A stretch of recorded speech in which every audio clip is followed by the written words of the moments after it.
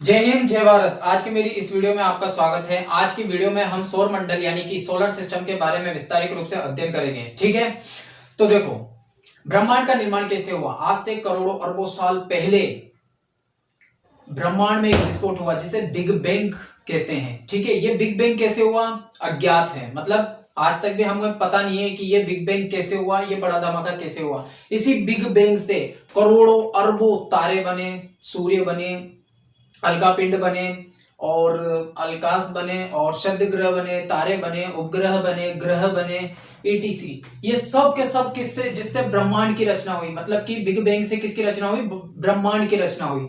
इसी ब्रह्मांड से बहुत सारी लाखों अरबों गैलेक्सियों का निर्माण हुआ। ठीक है, उन्हीं गैलेक्सियों में एक गैलेक्सी है आकाशगंगा। ठीक है, आकाशगंगा यानी कि गैलेक्सी।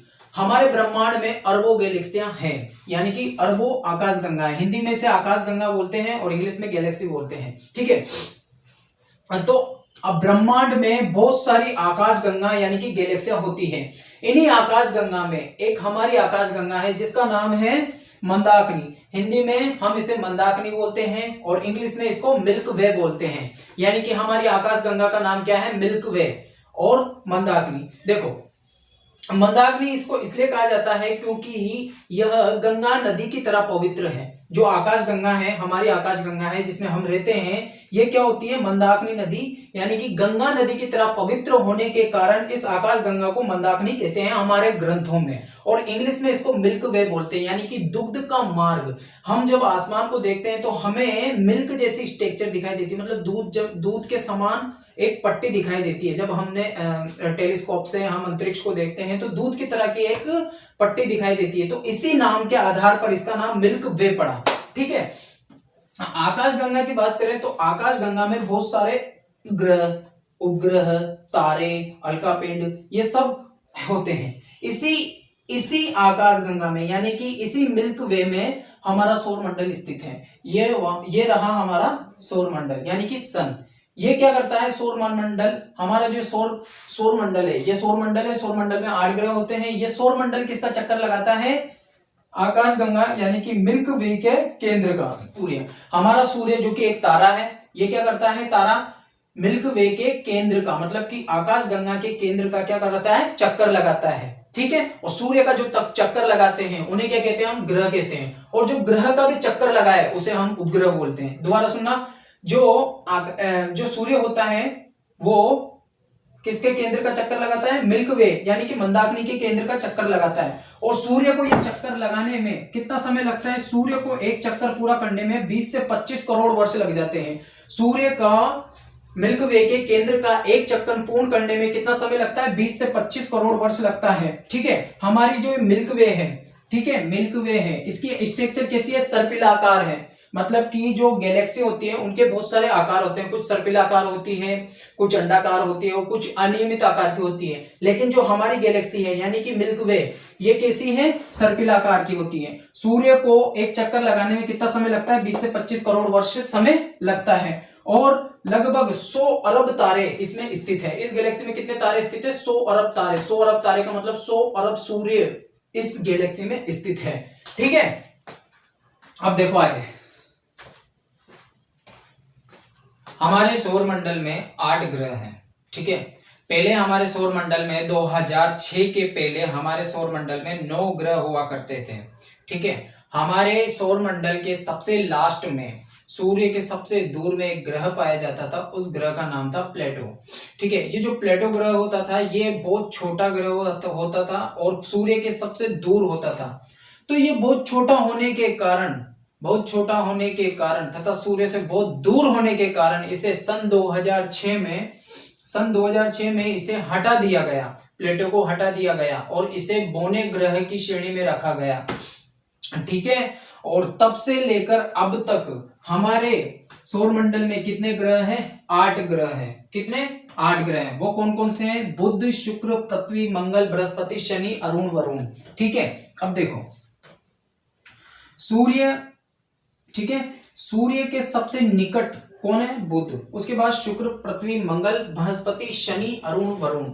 ठीक है, इस क्रम को अच्छे से याद कर लो, बुध, शुक्र, पृथ्वी, मंगल, बृहस्पति, शनि, अरुण, वरुण। सौर मंडल में ग्रहों की संख्या 8 हो गई। सौर प्रणाली की खोज किसने की थी? कोपरनिकस ने की थी। ग्रहों की गति का नियम केपलर ने दिया। और आकाश का सबसे चमकदार तारा यानी कि सूर्य से भी चमकदार, सूर्य एक तारा है और सूर्य से भी सर्वाधिक चमकदार तारा कौन सा है? सीरियस नाम का एक तारा होता है जो सर्वाधिक चमकदार होता है। तारामंडल, हमारे आकाश में 89 तारामंडल है। सबसे छोटा ग्रह बुध है तो सबसे बड़ा ग्रह कौन सा है? बृहस्पति है। ठीक है, अब इन ग्रहों का क्रम क्या है? बुध, शुक्र, पृथ्वी, मंगल, बृहस्पति, शनि, अरुण, वरुण। ठीक है, इंग्लिश में बोलो तो मरकरी, वीनस, अर्थ, मार्स, जुपिटर, सैटर्न, यूरेनस और नेपच्यून। तो इस तरह ये ग्रहों का क्रम है इंग्लिश में और हिंदी में। ठीक है, अब देखो मंगल और बृहस्पति ग्रहों के मध्य छोटे छोटे अलका पिंड पाए जाते हैं, छोटे छोटे अलका पाए जाते हैं। इन्हें एस्टेरॉइड बोलते हैं। इन्हें क्या बोलते हैं? एस्टेरॉइड बोलते हैं। छोटे छोटे अलका होते हैं जिन्हें एस्टेरॉइड बोलते हैं और हिंदी में इन्हें क्षुद्र ग्रह बोलते हैं। क्षुद्र ग्रह और इंग्लिश में एस्टेरॉइड, जिसे अलका भी बोलते हैं। जिस तरह ग्रह सूर्य के चारों ओर चक्कर लगाते हैं उसी तरह ये क्षुद्र ग्रह भी सूर्य के चारों ओर चक्कर लगाते हैं। जो कहाँ पाए जाते हैं? मंगल और बृहस्पति के बीच में एक पट्टी पाई जाती है। इस पट्टी का नाम है एस्टेरॉइड बेल्ट। ये अलका आपस में एक दूसरे से टकराते हैं और टकराकर इधर उधर गति करने लगते हैं। ठीक है, अब जैसे ही ये इधर उधर गति करने लगते हैं, इधर उधर भागते हैं, तो ये जब मंगल ग्रह की ग्रेविटी फॉर्म में आते हैं, मंगल ग्रह के गुरुत्वाकर्षण के मध्य आते हैं, तो ये गुरुत्वाकर्षण से खिंच जाते हैं और गुरुत्वाकर्षण से खिंचने के कारण ये मंगल ग्रह तो आगे निकल जाता है क्योंकि ये सब के सब गति कर रहे हैं। और जैसे ही मंगल ग्रह आगे निकल जाता है तो ये अलका पिंड सीधे कहां पर गिरते हैं? पृथ्वी पर गिरते हैं। और ये अलका कहां गिरते हैं? सीधे के सीधे पृथ्वी पर गिरते हैं, जिससे पृथ्वी पर धमाका उत्पन्न होता है। जैसे पृथ्वी पर गिरते हैं ना अलका पिंड, ठीक है ना। अलका आकार की दृष्टि से देखें तो सबसे पहले आएगा बृहस्पति, सबसे बड़ा। फिर ये का यही क्रम याद रख लो, ये का यही क्रम याद कर लो। आकार की दृष्टि से अगर हम क्रम याद करेंगे तो सबसे बड़ा जुपिटर, फिर उससे छोटा शनि, फिर अरुण और वरुण। ये का यही क्रम याद कर लो। फिर उसके बाद हमें याद रखना है पृथ्वी को। अब यहाँ पे आ जाओ पृथ्वी। अब हमें याद है पृथ्वी के समान कौन सा ग्रह है जिसे पृथ्वी की बहन भी कहा जाता है? किसे कहा जाता है? शुक्र को। तो पृथ्वी के बाद किसका नंबर आएगा? शुक्र का। शुक्र के बाद हमें पता है बुध सबसे छोटा है, तो यानी कि कौन आएगा? मंगल। मंगल के बाद कौन आएगा? बुध। ठीक है, तो इस तरह ये क्रम होगा, बृहस्पति, शनि, अरुण, वरुण, पृथ्वी, शुक्र, मंगल, बुध। ठीक है, तो सबसे छोटा ग्रह कौन सा है? बुध। और सबसे बड़ा ग्रह कौन सा है? बृहस्पति। ठीक है, वरुण को हरा ग्रह, शनि को काला ग्रह, बृहस्पति को पीला ग्रह और मंगल को लाल ग्रह, पृथ्वी को नीला ग्रह कहा जाता है। अब आप इसका स्क्रीनशॉट ले लें, फिर हम एक एक ग्रह के बारे में विस्तार से अध्ययन करेंगे। अब हम सूर्य को स्टडी करेंगे। किसको स्टडी करेंगे? सूर्य, सन। ठीक है, सूर्य को स्टडी करने से पहले हम एक बेसिक बात जानेंगे कि देखो सूर्य क्या है? एक तारा यानी कि स्टार। सूर्य के चारों ओर सूर्य की परिक्रमा करने वाले पिंड को क्या कहते हैं? ग्रह। जो सूर्य के चारों ओर क्या करते हैं? परिक्रमण करते हैं, उन्हें क्या कहते हैं? ग्रह, इंग्लिश में प्लेनेट। ठीक है, और जो ग्रह की भी परिक्रमा करते हैं उन्हें क्या कहते हैं? उपग्रह, जैसे चंद्रमा यानी कि मून। सूर्य एक गैसीय गोला है। सूर्य क्या है? एक गैसीय गोला है, मतलब गैसों का एक गोला है। इसमें मुख्य रूप से हाइड्रोजन और हीलियम गैस पाई जाती है। सूर्य में मुख्य रूप से हाइड्रोजन और हीलियम गैस पाई जाती है। सूर्य में हाइड्रोजन और हाइड्रोजन गैस के मिलने से हीलियम गैस बनती है, प्लस ऊर्जा मुक्त होती है और यही ऊर्जा से प्रकाश उत्पन्न होता है। मतलब कि सूर्य में हाइड्रोजन परमाणु के मिलने से, नाभिकीय संलयन से हीलियम का परमाणु बनता है, जिससे बहुत भयंकर एनर्जी उत्पन्न होती है और इसी एनर्जी से प्रकाश उत्पन्न होता है और यह प्रकाश पृथ्वी तक पहुंचता है। ठीक है, सूर्य में हाइड्रोजन की मात्रा होती है 71% है और हीलियम कितना पाया जाता है? 26.5%। अन्य तत्व 2.5% पाए जाते हैं, 2.5% पाए जाते हैं। पृथ्वी के सबसे निकटतम तारा सूर्य है और सूर्य के बाद यहाँ पर एक और तारा पाया जाता है। इस तारे का नाम है प्रोक्सिमा सेंचुरी और यह सूर्य के बाद पृथ्वी के निकटतम तारा है। ठीक है, और सूर्य के सबसे निकटतम तारा कौन सा हुआ? यही हुआ। सूर्य के सर्वाधिक निकटतम तारा कौन सा हुआ? Proxima Centauri. अंतरिक्ष का सबसे चमकीला तारा है सीरियस या साइरस या डॉग स्टार। इसको तीनों एक ही नाम है, सीरियस, साइरस या डॉग स्टार। यह अंतरिक्ष का सबसे चमकीला तारा होता है, यानी कि सूर्य से भी सर्वाधिक चमकदार होने के कारण यह अंतरिक्ष का सबसे चमकीला तारा होता है सीरियस, साइरस या डॉग स्टार। ठीक है, इसकी पृथ्वी से दूरी होती है 9 प्रकाश वर्ष दूर। यह पृथ्वी से कितना दूर है? 9 प्रकाश वर्ष दूर स्थित है। और यह किस तारामंडल में आता है? ये कैनिस मेजोरिस तारामंडल में आता है। सूर्य के प्रकाश को पृथ्वी तक पहुंचने में 8 मिनट 15 सेकंड का समय लगता है। कितने मिनट का समय लगता है? सूर्य के प्रकाश को पृथ्वी तक पहुंचने में 8 मिनट 15 सेकंड का समय लगता है। सूर्य और पृथ्वी के मध्य की दूरी, सूर्य और पृथ्वी के मध्य की दूरी कितनी है? 15 करोड़ किलोमीटर। ठीक है, 15 करोड़ किलोमीटर। जुग सहस्त्र योजन पर भानु, लीलो ताहि मधुर फल जानू। यानी कि हनुमान चालीसा में भी सूर्य और पृथ्वी के मध्य दूरी का आकलन किया गया है, और यह किया गया था तुलसीदास ने। मतलब कि तुलसीदास द्वारा जो हनुमान चालीसा लिखी गई थी उसमें श्लोक है, जुग सहस्त्र योजन पर भानु, लील्यो ताहि मधुर फल जानू। अगर इसे संख्या के रूप में डिनोट करें तो हमें सूर्य और पृथ्वी के मध्य की दूरी का आकलन मिलता है 15 करोड़ किलोमीटर, जो कि कई सालों पहले पता चल गया था। किसके द्वारा? तुलसीदास के द्वारा हनुमान चालीसा में, कि सूर्य और पृथ्वी के मध्य दूरी कितनी है? 15 करोड़ किलोमीटर। सूर्य के चारों ओर पृथ्वी घूमती है, सूर्य के चारों ओर पृथ्वी घूमती है। जब सूर्य के पास में पृथ्वी घूमती है उस टाइम यह इसका वेग अधिकतम होता है। जब पृथ्वी सूर्य के निकट होती है उस टाइम पृथ्वी का वेग अधिक होता है। लेकिन जब यह पृथ्वी सूर्य से दूर होती है, जब पृथ्वी सूर्य से दूर होती है उस टाइम इसका वेग एकदम धीमा हो जाता है, एकदम धीमी गति से चलती है, क्योंकि सूर्य की ग्रेविटी फोर्स में नहीं आ पाती। अब सूर्य की ग्रेविटी फोर्स में नहीं आएगी तो वो एकदम धीरे धीरे चलेगी। लेकिन जैसे ही सूर्य की ग्रेविटी फोर्स में आ जाती है तब यह रफ्तार में गति करती है। कौन? पृथ्वी। तो सूर्य और पृथ्वी के मध्य अधिकतम दूरी कब होती है? सूर्य और पृथ्वी के मध्य अधिकतम दूरी को बोलते हैं अपसोर।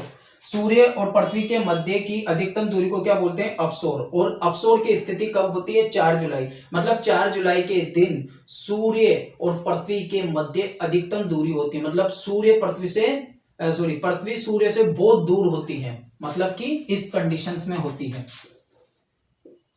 ये सूर्य है और यहां पर पृथ्वी होती है, और ये कब होती है? 4 जुलाई के दिन।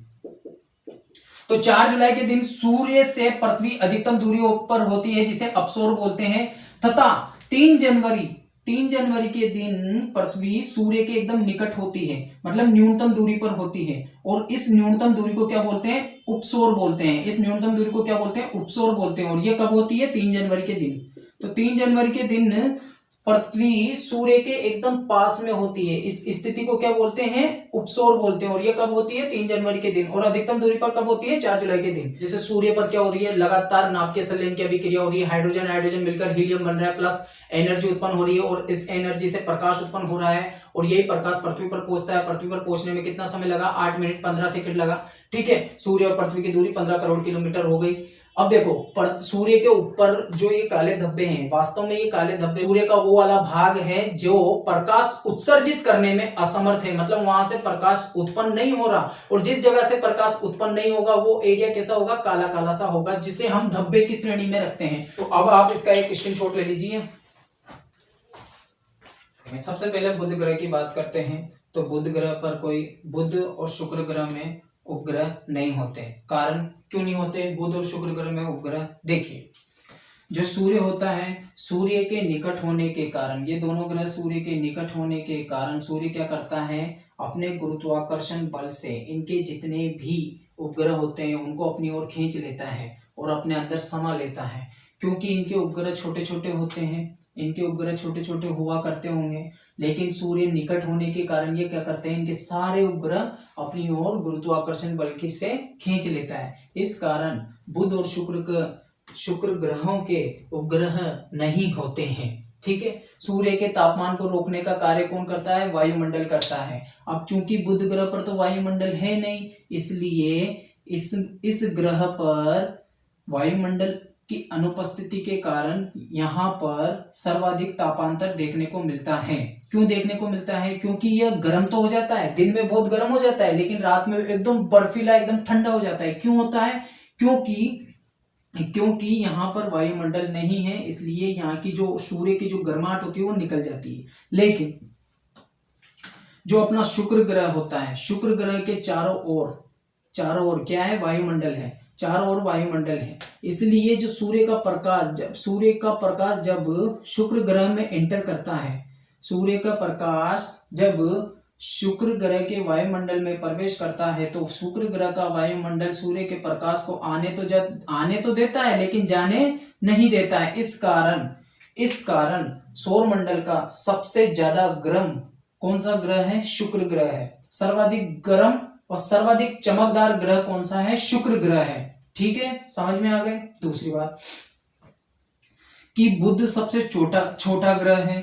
बुध सबसे छोटा ग्रह है और सूर्य के सर्वाधिक निकट है। अब सबसे छोटा है और सबसे निकट है, इसलिए इसका वजन कम है, और जिसका वजन कम होगा वो जल्दी जल्दी सूर्य के चक्कर लगा लेगा। इसलिए ये क्या करता है? सूर्य के चक्कर लगाने में सबसे कम समय लेता है। मतलब कि बुध का सबसे कम परिक्रमण काल होता है केवल 88 दिनों का। सिर्फ 88 दिनों में ये सूर्य का एक चक्कर लगा लेता है, जबकि पृथ्वी सूर्य का चक्कर लगाने में कितना समय लेती है? 365 दिन लेती है।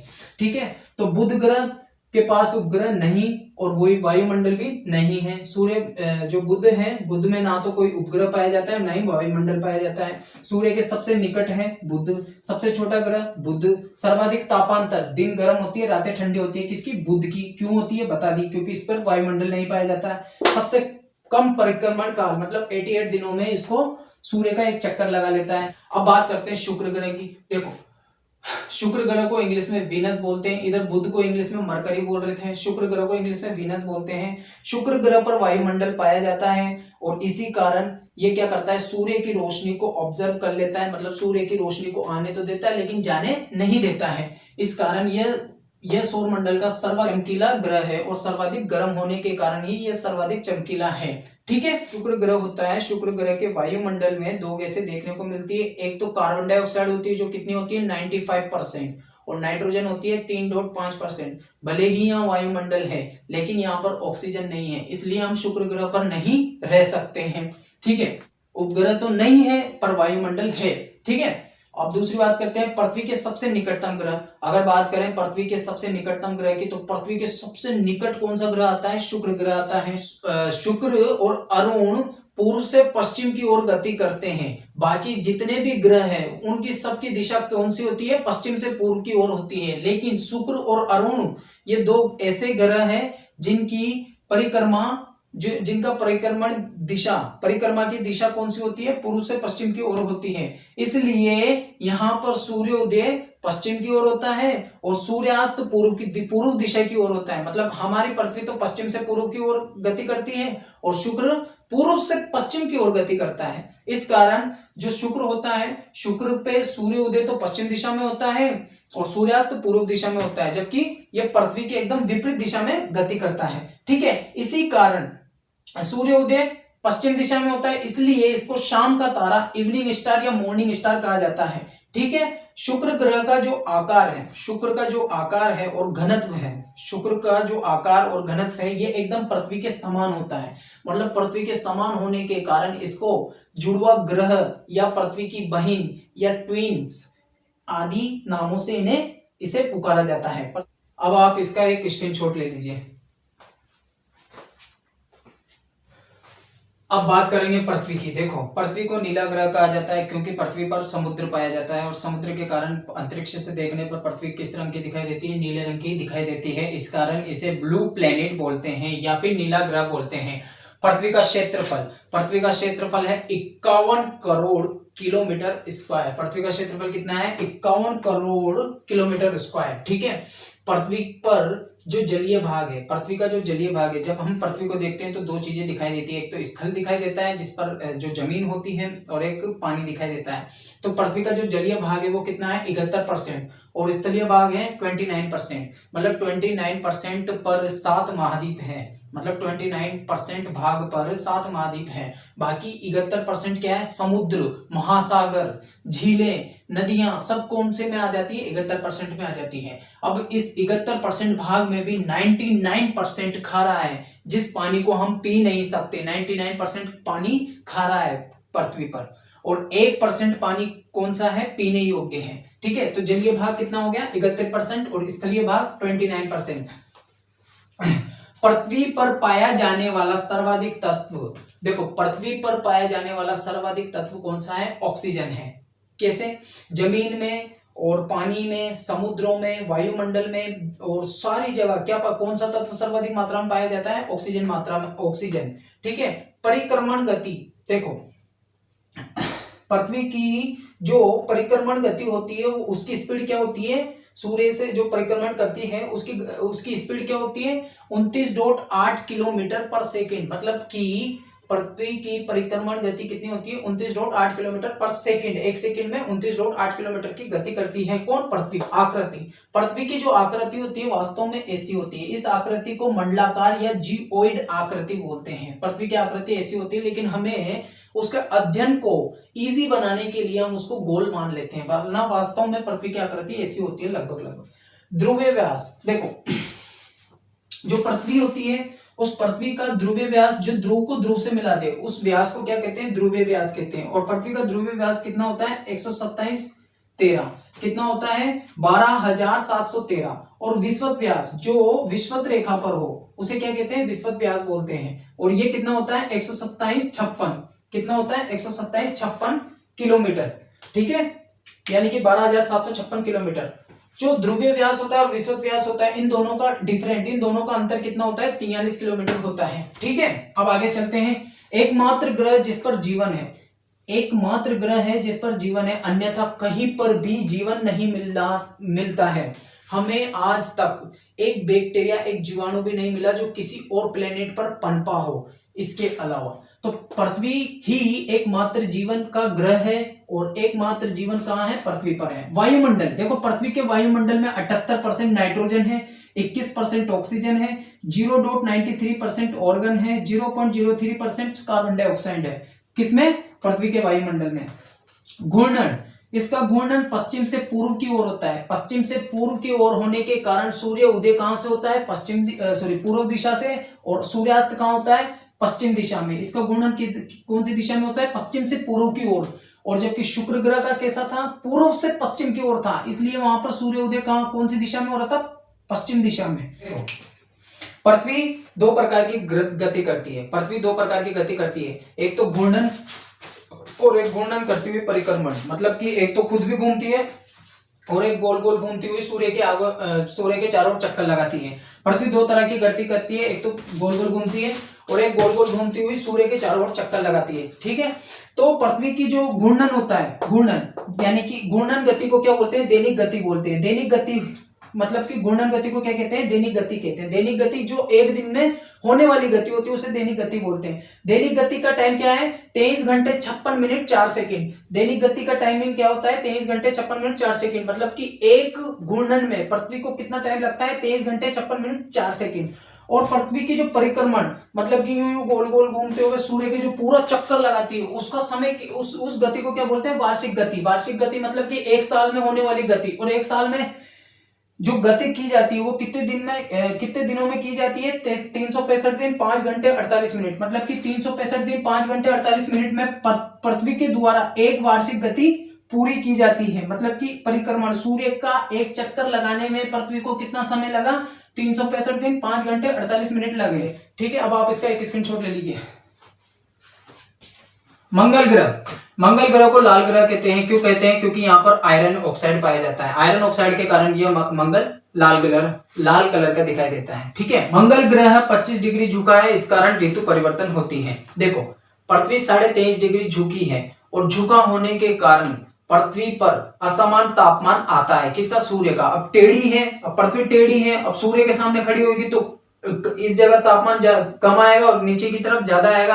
तो इस असमान तापमान के कारण ऋतुएं बनती हैं। तो ऋतु परिवर्तन का कारण क्या है? पृथ्वी का 23.5 डिग्री झुकाव होने के कारण। उसी तरह मंगल भी 25 डिग्री झुका है, इस कारण इसमें ऋतु परिवर्तन देखने को मिलती है। जो मंगल है, मंगल के वायुमंडल में नाइट्रोजन और ऑर्गन गैसें पाई जाती है। मंगल के दो उपग्रह है, फोबोस और डिमोस। जो डिमोस उपग्रह है, ये डिमोस उपग्रह सौर मंडल का सबसे छोटा उपग्रह होता है।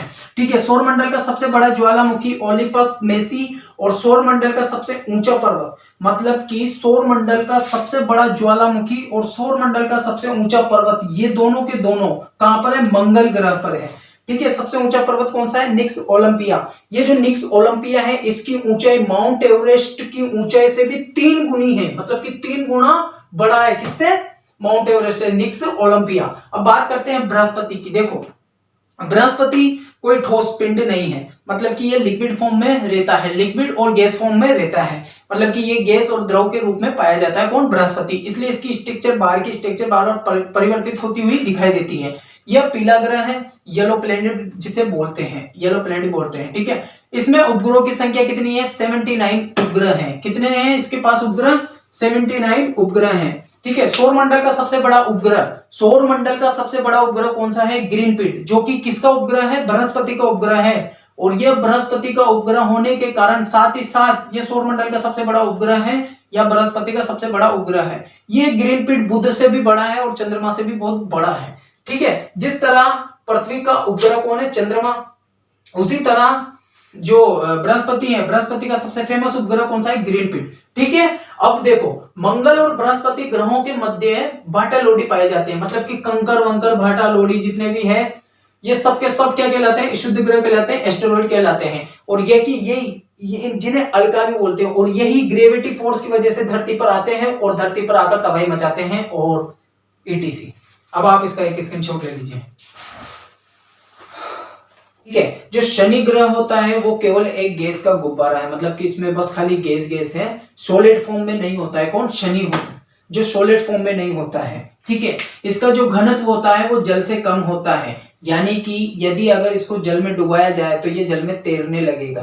कौन? शनि ग्रह, यानी कि जल में डुबाया जाएगा तो ये तैरने लगेगा, क्योंकि जिसका घनत्व जल से कम होता है, जिस चीज का घनत्व जल से कम होता है वह वस्तु जल में तैरने लगती है। ठीक है, इसे गैस का गुब्बारा कहते हैं, मतलब कि इस ग्रह को गैस का गुब्बारा की संज्ञा दी गई है शनि ग्रह को। साथ ही साथ इसको काला ग्रह भी बोलते हैं, इसको काला ग्रह भी बोलते हैं, यानी कि ब्लैक प्लेनेट। ठीक है, ये जो शनि ग्रह होता है ये सर्वाधिक हल्का ग्रह होता है, मतलब कि गैस का बना होने के कारण सबसे हल्का होता है और इसको गैस का गुब्बारा भी कहते हैं, और इसका घनत्व जल से कम होने के कारण यह जल में तैरने लगता है। ठीक है, यह काला रंग का होता है, काले रंग का ग्रह है। कौन? शनि। ठीक है, दूसरा सबसे बड़ा ग्रह, मतलब कि बृहस्पति सबसे बड़ा ग्रह था सौरमंडल का, और दूसरा सबसे बड़ा ग्रह कौन है? उसके बाद बृहस्पति के बाद शनि, फिर उसके बाद अरुण, फिर वरुण। ठीक है, मैंने क्रम बताया था आपको। इसके चारों ओर वलय पाई जाती हैं। ठीक है, जो शनि ग्रह होता है, शनि ग्रह के चारों ओर इस तरह की वलय पाई जाती हैं। इस वलय की खोज की थी गैलीलियो ने। इस वलय की खोज किसने की थी? गैलीलियो ने। और इन वलयों की संख्या कितनी है? 7। ठीक है, इन वलयों की संख्या कितनी है? 7। सर्वाधिक उपग्रह वाला ग्रह कौन सा है? शनि, मतलब कि शनि ग्रह के सर्वाधिक उपग्रह पाए जाते हैं। शनि ग्रह के सर्वाधिक उपग्रह हैं, और इन उपग्रहों की संख्या 2022 के अनुसार कितनी है? 82। अब 82 भी और कुछ जगह 83 भी मानते हैं। ठीक है, अब देखो जो शनि ग्रह है, शनि का सबसे बड़ा उपग्रह है टाइटन। टाइटन सबसे बड़ा उपग्रह है और यह बुध से भी बड़ा है। ठीक है, यह बुध से भी बड़ा है और यह सौरमंडल का सेकंड सबसे बड़ा उपग्रह है। सबसे बड़ा उपग्रह तो ग्रीनपीड था, उसके बाद सबसे बड़ा उपग्रह, सेकंड नंबर का उपग्रह कौन सा है? टाइटन, जो किसका उपग्रह है? शनि का उपग्रह है। अब बात करते हैं अरुण की, यानी कि यूरेनस की। ठीक है, अब बात करते हैं अरुण की, यानी कि यूरेनस की। इसका परिक्रमण शुक्र की तरह होता है। जो शुक्र ग्रह था वो कैसे गति कर रहा था? पूर्व से पश्चिम की ओर गति कर रहा था, तो इसका परिक्रमण भी शुक्र की तरह होता है, पूर्व से पश्चिम की ओर, बिल्कुल झुक कर क्या करता है? सूर्य का परिक्रमण करता है। तो सर्वाधिक झुका होने के कारण ये इसे हम लेटा हुआ ग्रह भी कहते हैं, मतलब ऐसा इतना भयंकर झुक जाता है कि जैसे लगता है जैसे लेटा हुआ है।